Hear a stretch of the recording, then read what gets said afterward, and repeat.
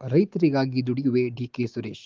ಬೆಂಗಳೂರು ವ್ಯಾಪ್ತಿಯಲ್ಲಿ ಪ್ರಸ್ತುತ 17 ಲಕ್ಷ ಲೀಟರ್ ಹಾಲು ಶೇಖರಣೆ ಮಾಡಲಾಗುತ್ತಿದೆ.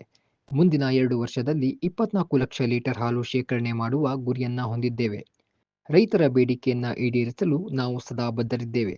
ಇದಕ್ಕೆ ಬೇಕಾದ ಎಲ್ಲ ವ್ಯವಸ್ಥೆಯನ್ನ ಮಾಡಲಾಗುವುದು ಎಂದು ಡಿಕೆ ಸುರೇಶ್ ಹೇಳಿದ್ದಾರೆ. ಯಾವುದೇ ಒಂದು ಕಾರ್ಯವನ್ನ ಮಾಡಬೇಕಾದರೆ ಗುರಿ ಎಂಬುದು ಮುಖ್ಯವಾಗಿರುತ್ತದೆ. ಗುರಿ ಇಲ್ಲದೆ ಯಶಸ್ಸನ್ನ ಕಾಣಲು ಸಾಧ್ಯವಿಲ್ಲ ಎಂದು ಹೇಳಿಕೆಯನ್ನ ಸಹ ನೀಡಿದ್ದಾರೆ. ನಾನು ನಮ್ಮ ಆಡಳಿತ ಮಂಡಳಿಯವರಿಗೆ, ನಮ್ಮ ಅಧಿಕಾರಿಗಳಿಗೆ ಹೇಳಿದ್ದೇನೆ, ನಾವು 17 ಲಕ್ಷ ಲೀಟರ್ ಹಾಲನ್ನ ಏನು ಶೇಖರಣೆಯನ್ನ ನಾವು ಇವತ್ತು ಮಾಡ್ತಾ ಇದ್ದೇವೆ. ಈ 17 ಲಕ್ಷ ಲೀಟರ್ ಹಾಲು ಮುಂದಿನ 2 ವರ್ಷಗಳಲ್ಲಿ 24 ಲಕ್ಷ ಲೀಟರ್ಗೆ ತಲುಪಬೇಕು.